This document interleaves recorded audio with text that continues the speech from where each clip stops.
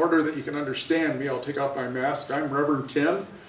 This is our December service, December 6th service, celebrating the Divine Feminine. I'm glad that everyone is here that's here. Hopefully your problems with the internet have been less than mine.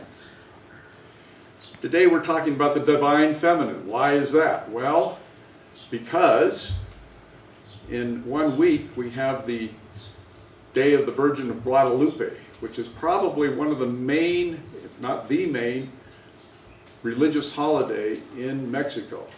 And it certainly is the most Mexican of all holidays, although it now is celebrated in many countries throughout Latin America and actually throughout the world.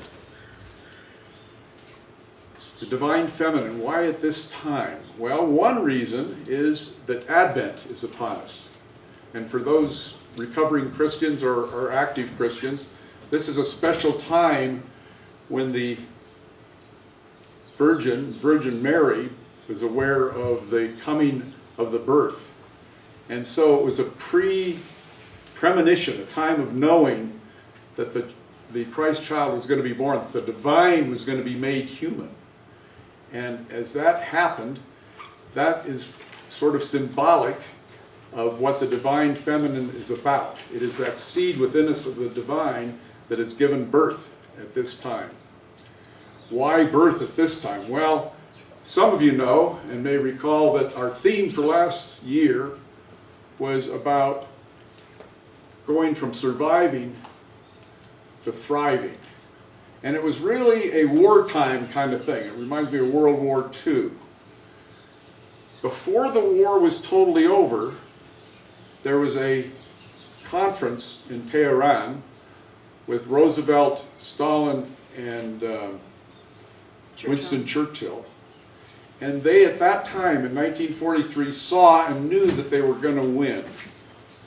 And they went from surviving and trying to thrive to being reborn. They knew at that time that they were going to win and that the world that they were moving to was a wholly different world. It really was a state of ashes from which a phoenix could arise. They clearly didn't know all that was going to happen. They couldn't imagine, because in coming from in a rebirth, it's not just a transition where you feel, well, we finished this project, now we're moving on to the next.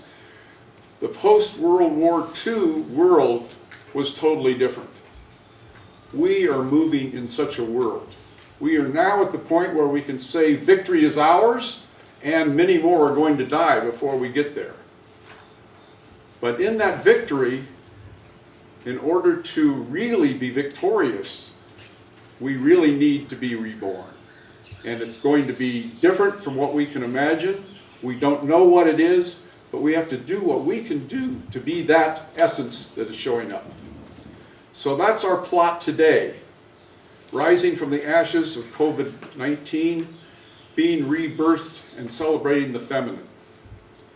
I'm going to invite Daisy Beth to give the invocation, and it will be followed by a song and then by a meditation by Reverend Maureen.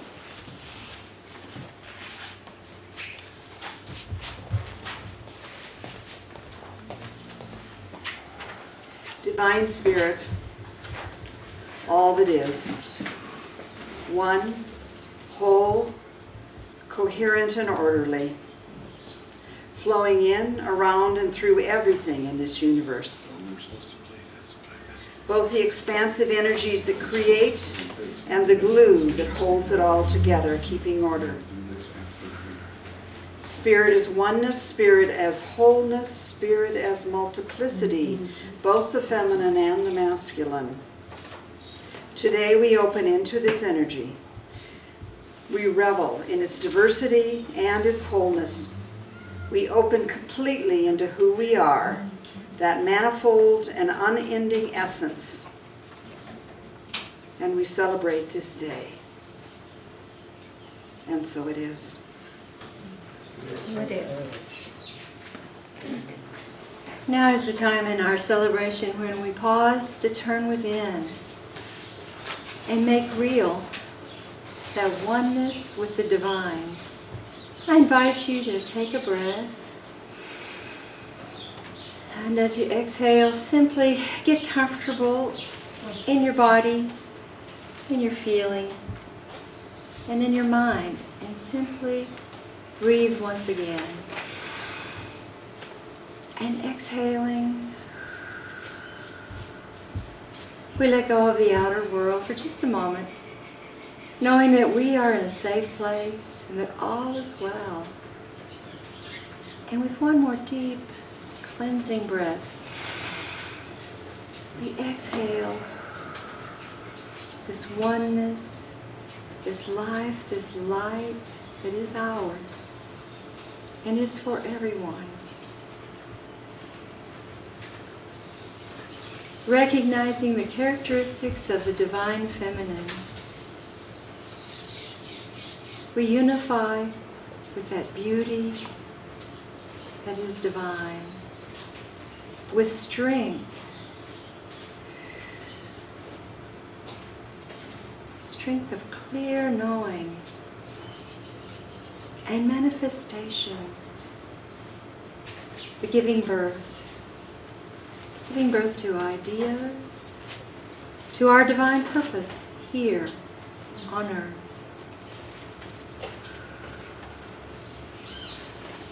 We just gently let that unfold and flow.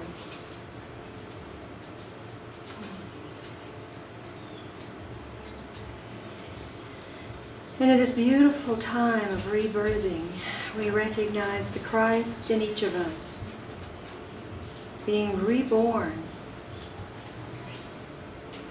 That Christ vibration in everyone, everywhere, all the time. So move deeper and higher within and unify with that Christ vibration.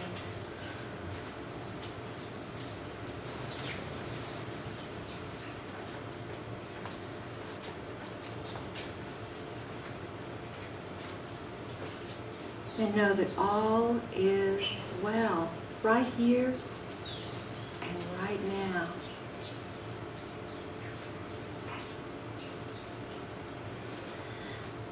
So I invite you to come back into this time and place, wherever you are, with a breath of energy. Breathe in energy, knowing there is just one energy. And take a breath of love. And exhale that love so that wherever you are, there is always love. And another breath of wholeness and health.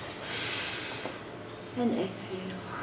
And when you're ready, open your eyes and be here now.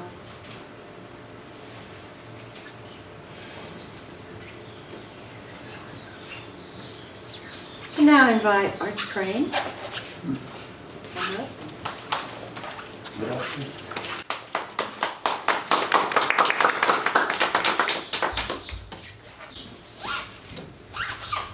Good afternoon. Buenas tardes. From the Science of Mind, page 360. Asleep in the heart of cosmic love, unborn, universal potential, the Christ child lay, and the great mother soul, brooding over her unborn child, conceived it in the stillness of her universal nature,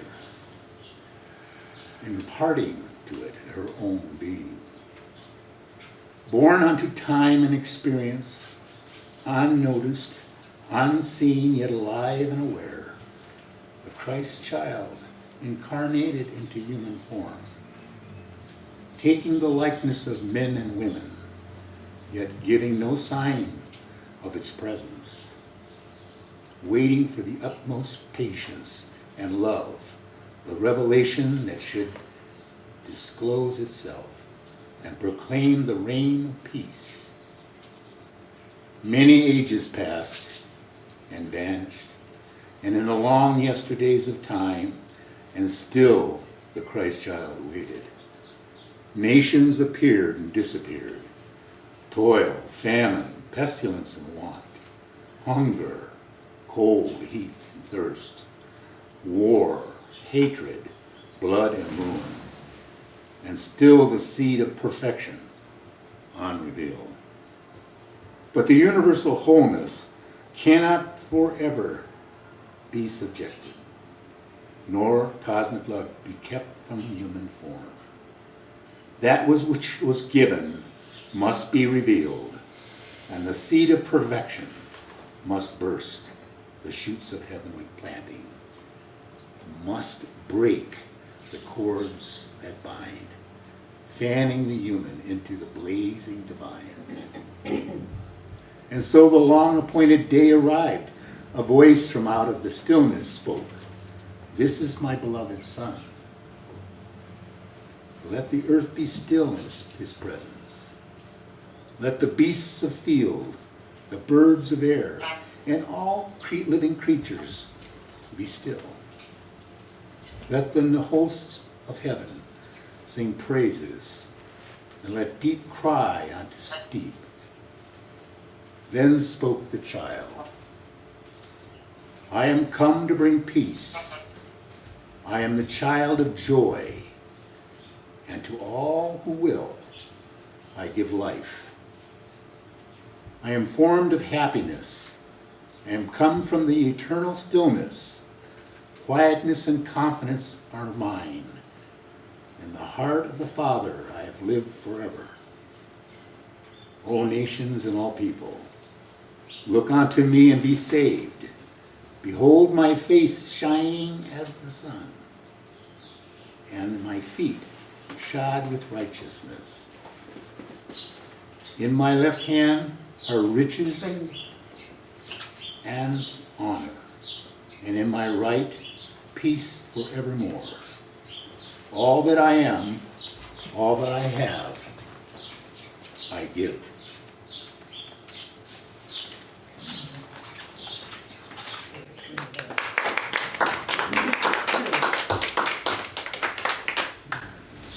Thank you, Arch. As we speak, we're receiving coaching from some people in the audience. So there is definite participation by all.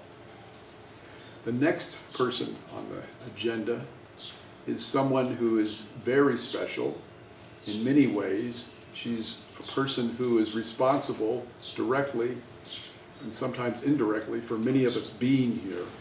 And that is Rebecca Pena, Reverend Rebecca Pena. She was one of the first ministers of Science of Mind in Mexico, I think the second basically, and started Science of Mind in Mexico City. After a period there of studying, having classes, introducing a lot of people to Science of Mind and having practitioners there, she then moved on to cyberspace, basically 10 years before the current great increase in need for this particular item. She saw it way ahead of most of us. And she started there both teaching basic Science of Mind, but then practitioners. And most recently, she's teaching people to be spiritual leaders, to be beginners of new sites, and to explore new ways of bringing Science of Mind not only to Latin America, but to the world. She had a particularly important part in my life because I met her first at a conference where Don Miguel Ruiz was speaking, and where it was put on by the people in Tijuana, the new practitioners and the new site there. And she encouraged me to then become involved here and became my mentor in setting up this center. She came here several times to give courses and help out, and now she's moved here. So she detected that we could use all the help we could get, so she's here to do that. She is possibly the most qualified person in this area, and maybe in Mexico, to talk about the next topic, which is that of the Virgin of Guadalupe and the Divine Feminine, and how that all fits together. and what it means. And it's part of what the goal and vision of this center is to be a place where there's a bridge built between the communities of English-speaking people and Spanish-speaking people, and a increased acceptance and unity, as opposed to a sense of division, which has been sometimes characteristic of this relationship. Please give a warm applause for Rebecca Pina.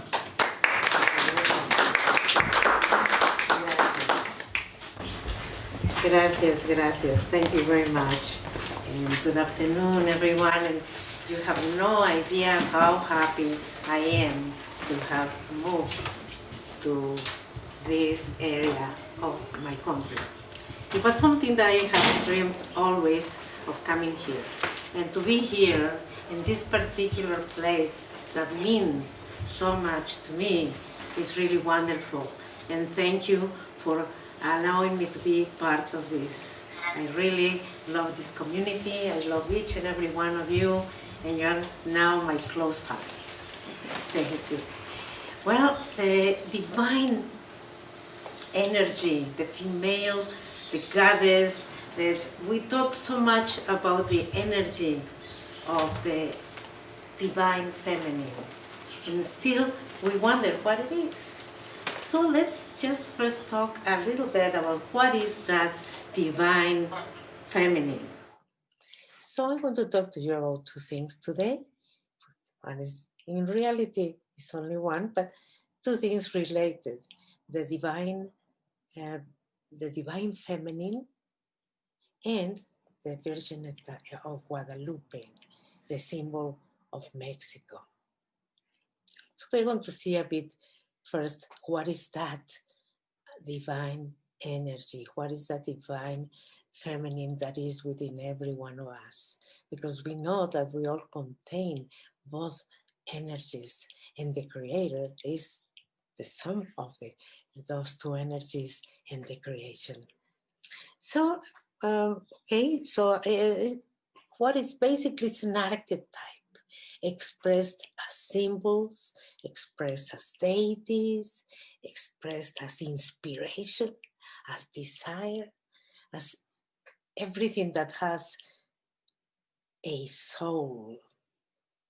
And that's exactly where Ernest Holmes places this beautiful feminine energy in the soul, the creative. If you remember the creative process, we find that the creative medium, the receptive and creative medium, is the soul. But here it is represented in most traditions, is represented as both male and female.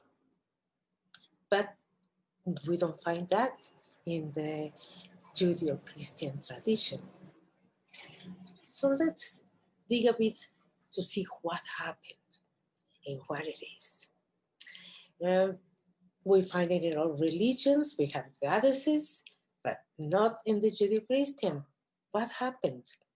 Well, through this domination of these beliefs, I think that it's most of one of the reasons why the society in general became so paternalistic, so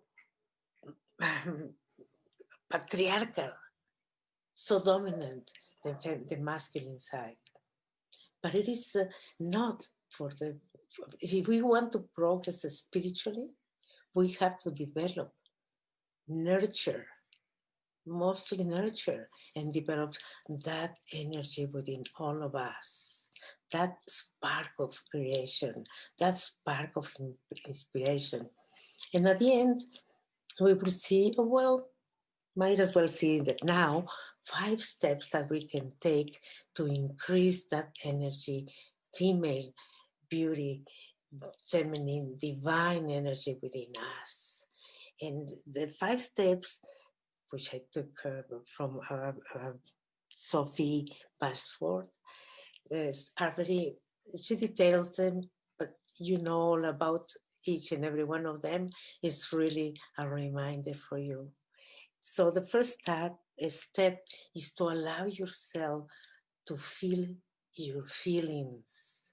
And I'm so proud that in this center, that is allowed through conversation, through dialogue, through different small groups. Thank you. Because it's very needed to develop that feminine energy divine within us.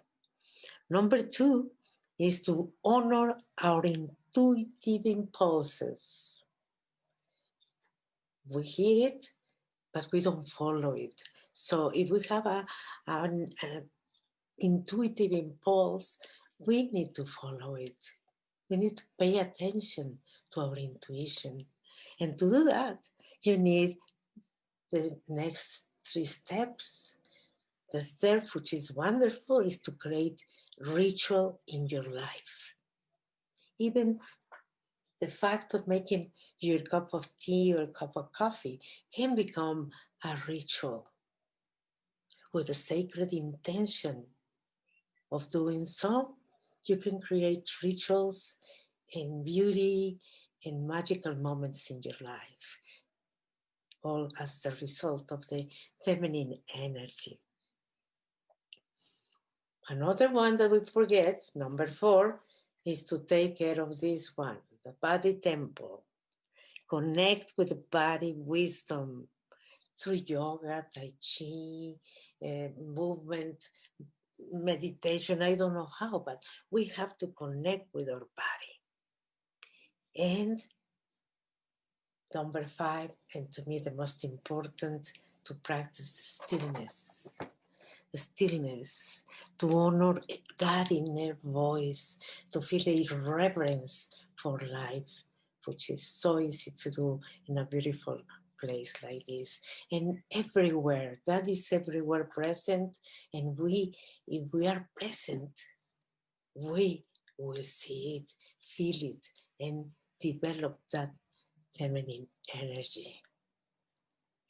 So now we are going to see the video, magnificent video, the 7 minutes about the Virgin of Guadalupe, and then I'm going to explain to you.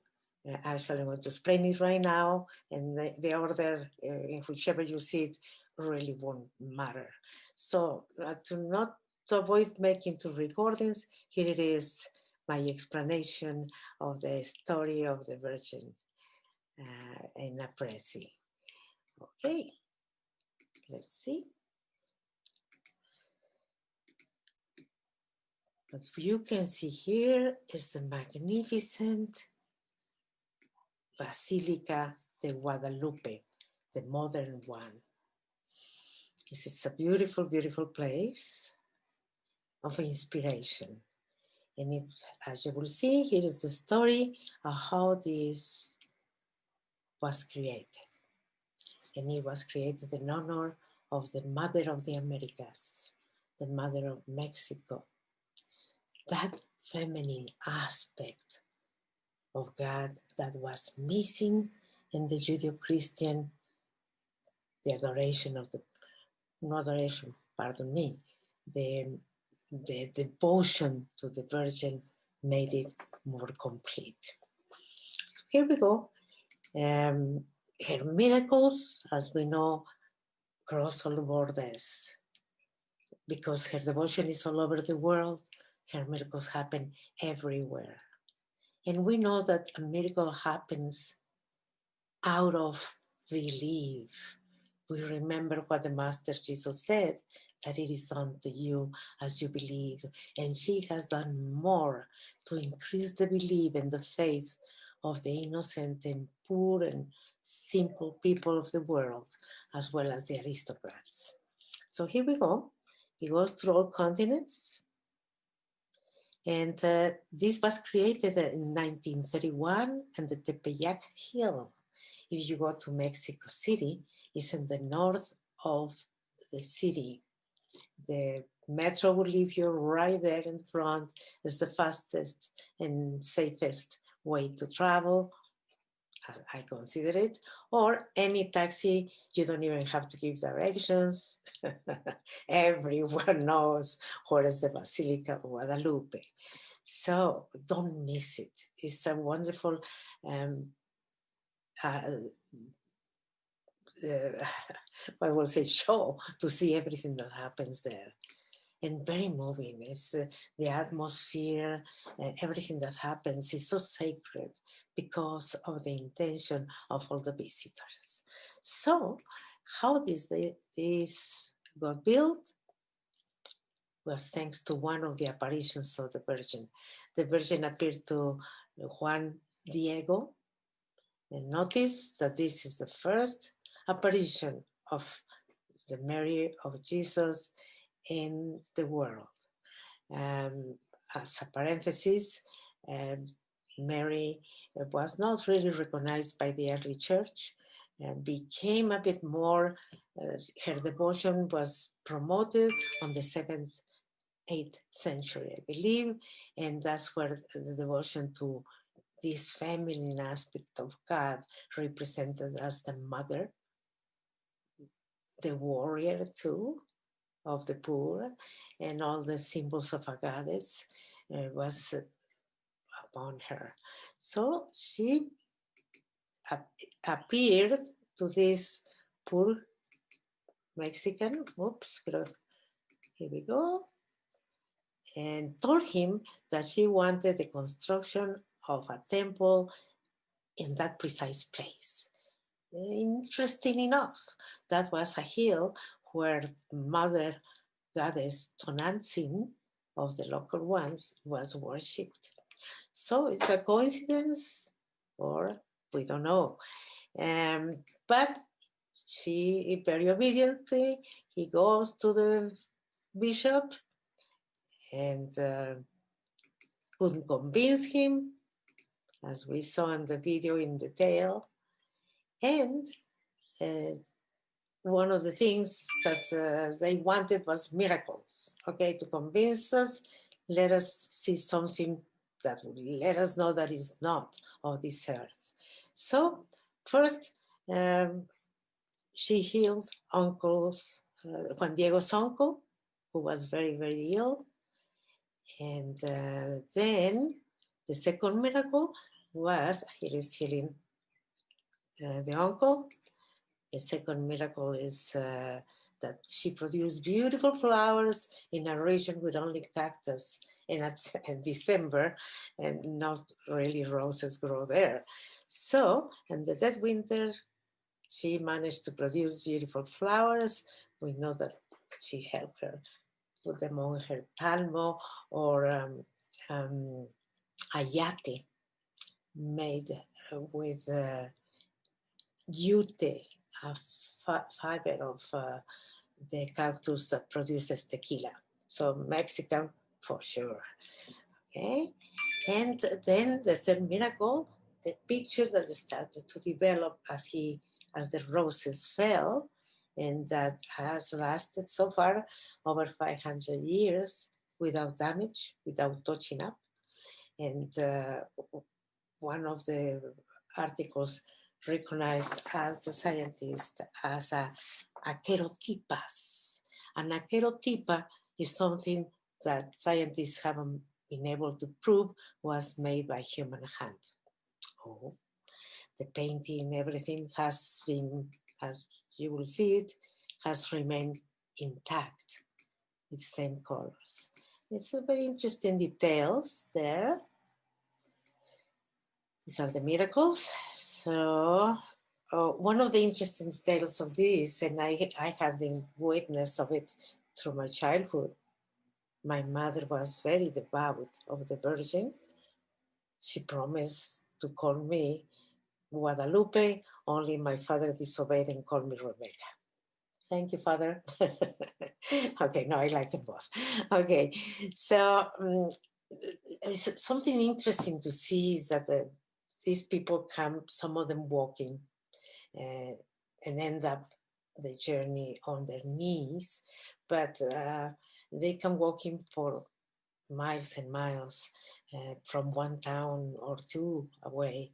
And the people all around know about these pilgrims. And all the month of December, they prepare food and water and allow them to go into their homes and to do whatever is needed and in their way.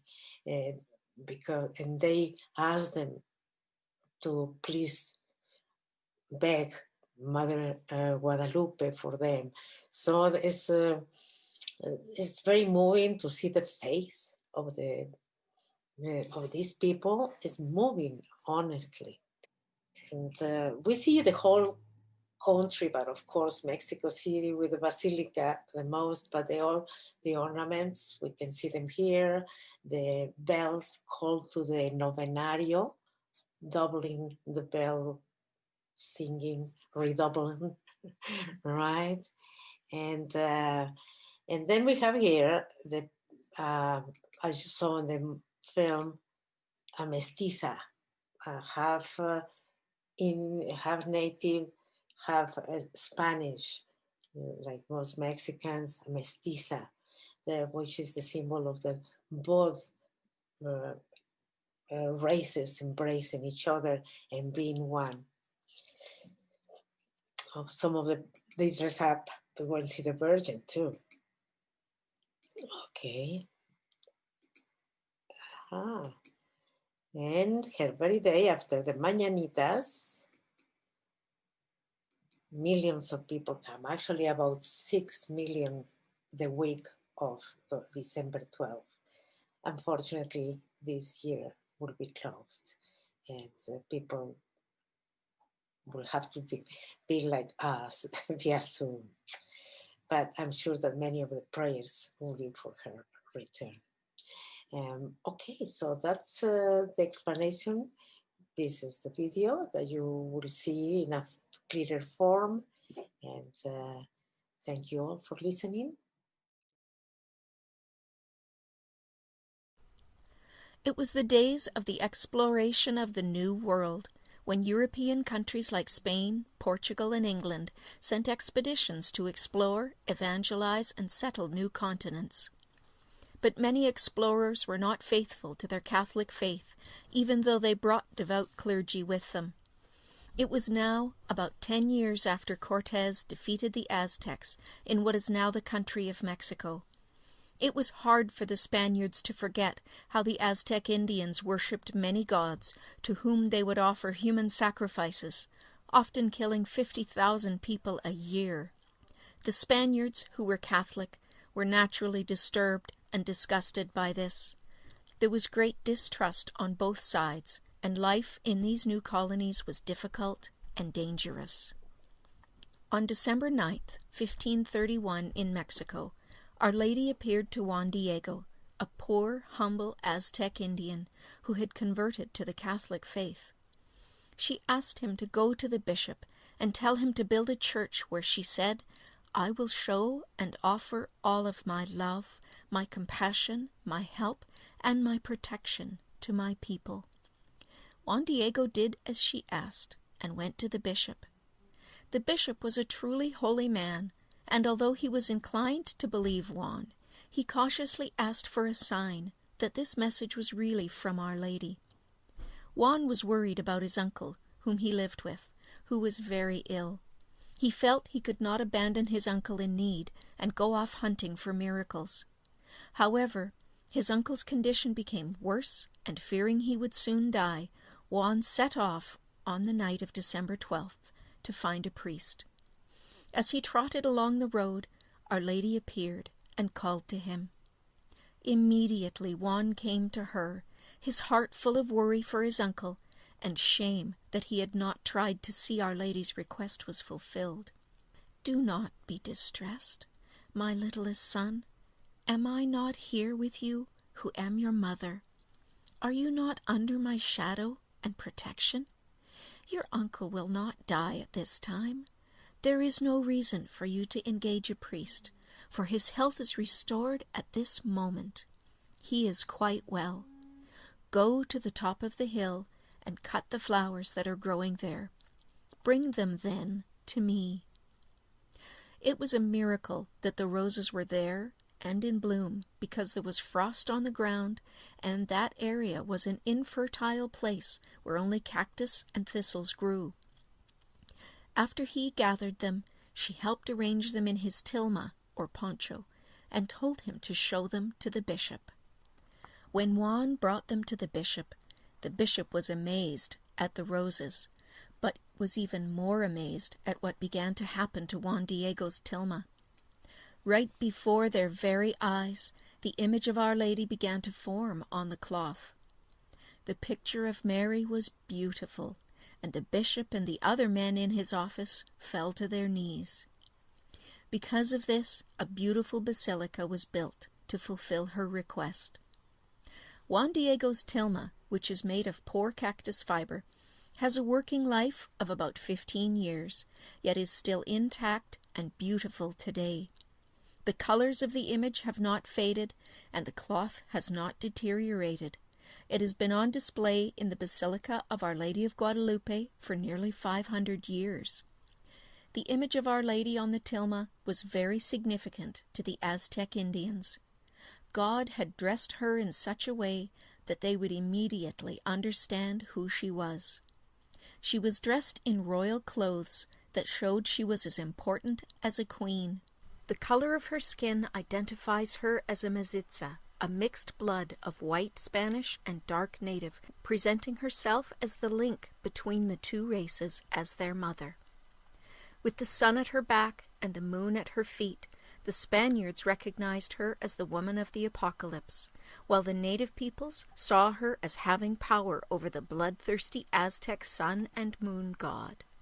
She also had the symbol of the cross at her neck, which was the same symbol the Spaniards had on their ships and in the churches they built. She had a black sash tied around her waist, which meant that she was with child, for this was the way the Aztec women dressed when they were pregnant. And on her beautiful dress were all sorts of flowers and designs, but there was one flower on her dress that was most significant. It had only 4 petals. To the Aztecs, the 4-petal flower was the symbol for the true God, the God above all gods. This flower was located on her abdomen, right over the place where Jesus was growing inside of her. The Aztecs immediately understood that this was the mother of the true God. The stars on her green cloak were the exact position of the constellations in the sky on the night of her appearance. And she stood on the crescent moon, trampling the symbol of their feathered god Quetzalcoatl, showing her supreme power and might. The abundant graces Our Lady brought helped the Indians to embrace Christianity, and it helped the Spaniards to treat the Indians with respect as they should have, as children of God. Over the next 7 years, 8 million Indians converted to the Catholic faith. This was 10 times as many people as left the faith during the Protestant revolt under Calvin and Luther going on in Europe at that time. This was the biggest conversion in the history of the Church. This is why Our Lady of Guadalupe is the patroness of the Americas. Juan Diego, the humble man to whom she appeared, was canonized in the summer of 2002. His feast day is December 9th. Mary's appearance put an end to the worship of stone gods and the ritual of human sacrifice in Mexico. Our Lady of Guadalupe is also called the patroness of the unborn, because it is the first apparition where she appeared pregnant. The Virgin of Guadalupe is, everybody in Mexico has the joke that we can be Christians, fundamentalists, Buddhists, we can be whatever, but we are all Guadalupians because we all love that symbol of the mother, the symbol of the mother protecting. It's a beautiful at the entrance of the Basilica, which we will see very soon. At the entrance of the Basilica of Guadalupe, there's a beautiful saying in which the Virgin tells to Juan Diego, the Indian, tells her, don't worry, don't you know that I am here, that I am your mother?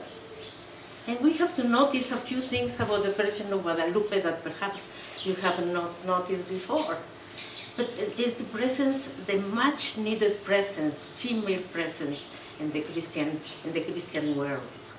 And it's revered in Mexico, as Tim said right from the beginning, right from December, the 8th of December, is it the 8th or the 9th? The 8th of December is the conception.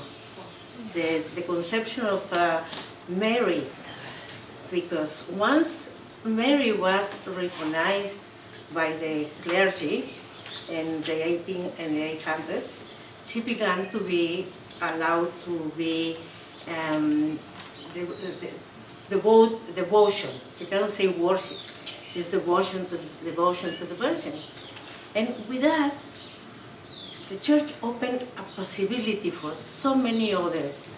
Imagine the Mexicans here just lost their country, their customs, their own gods, and all of a sudden they have to accept a new religion that they didn't understand.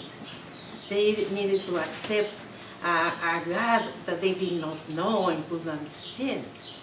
But when they saw the Virgin of Guadalupe, after the appearance of the Virgin of Guadalupe, as you will see, 8 million people in the continent converted to the religion, because now they had a mother. And there's quite a few interesting things about that. But what I wanted to talk about, emphasize the perspective of the goddess, the perspective of the divine feminine, is because of the need we all have for that presence, for that energy. So the basilica, the one that we see in this picture, the beautiful one, is a newer one. In the film, you saw the original, which now is sinking. If you go there, it's been sinking, and that's the reason, one of the reasons they built the other one. And another interesting thing is that the Virgin of Guadalupe appeared in the Tepeyac, a hill. The Tepeyac hill, which is interesting because the goddess Tonantzin, the goddess of Mother Earth, for the Aztecs, had a place of worship there. And I think that it was really coincidence or a very intelligent move to put a place of a Catholic Virgin in the place where the goddess of the mother goddess was. So a mestiza woman is the one that appears as Guadalupe.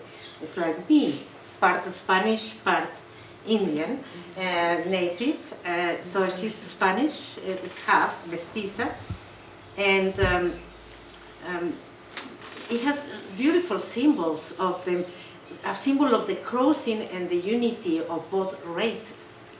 And but also the Virgin that appears there, you notice she's stepping on the half moon. Now, for the metaphysical people, which we are, what is the half moon? The half moon is a symbol of the subconscious mind. And to step on the subconscious mind, like she does, over the moon, is she's stepping on the serpent and the subconscious mind. And the picture that's the description, along with the stars and everything, of the book of Revelation, of Apocalypse. So, but that just about concludes the talk. The fact that the feminine presence is important, or feminine side is important. It is the way that we do improve or cultivate our inner soul is through meditation.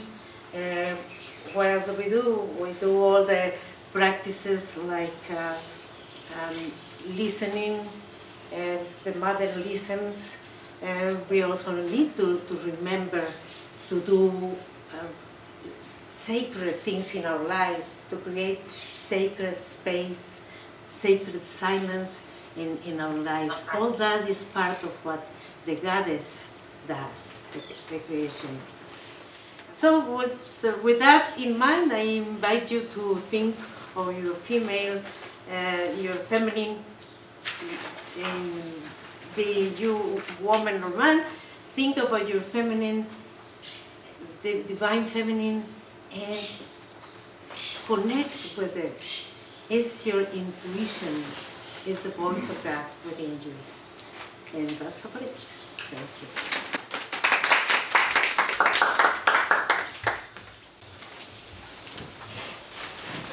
Thank you. Thank you, Dr. Rebecca. Wow, that was amazing. So, Yeah, one step back. I have announcements for you. So glad to be with you today, spiritual family. Our New Year's Eve burning bowl is still being considered, and so stay tuned. We will keep you posted on that event. Our next Sunday service will be January 3rd at 4 p.m. At this time, it's going to be on Zoom, and if we can do it live, we will let you know.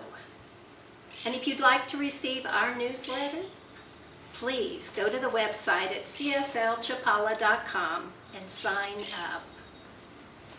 And we're happy to announce that our prayer circle is thriving. And if you would like a prayer request, please go to cslchapala.com and put your request in, and we will be glad to pray for you. And next month, January 15th, a Friday morning, for 4 weeks, 10:30 to noon, I will be teaching a spiritual mind treatment class on prayer. So if you really want to connect with Spirit at a deeper level and really learn to pray for others and for all of humanity, please look at our newsletter. We will keep you posted and keep reminding you, but I look forward to being with you in January for 4 weeks for this lovely class. I'm excited to say the website is being updated. We meet again tomorrow, and we're looking for volunteers that want to write articles. For example, to write about the Virgin of Guadalupe would have been nice before this event happened, but when we figure out what next month's event is, maybe an article about that, or a proofreader. So we are open to any ideas for volunteering. Please reach out to me. I'm Deborah Reeves, and you can reach me at my email, which will be in the upcoming newsletters also. And excited to say we're going to be having a grief and loss group. I think this is perfect timing. I am looking forward to it. Whether you have a loss in your life or not, I want to take this course because I want to learn more how to speak to people that are grieving and have had huge losses. So more will be revealed. We will keep you updated. Thank you. So now it's time for our offertory. So please join me in prayer. Divine love, flowing through me, blesses and multiplies all that I have, all that I give, and all that I receive. And now join me in prayer. Oh, Mother God, thank you for this abundance, the gifts you provide each day in every way. Nourish each one of us, and thank you for the gifts that are present right here, right now, in this community, in the volunteers, in this abundance, in this beautiful bowl of divine love. And I know that this goes out multiplied to our community and makes a difference in this world. Thank you, thank you, thank you, Mother God.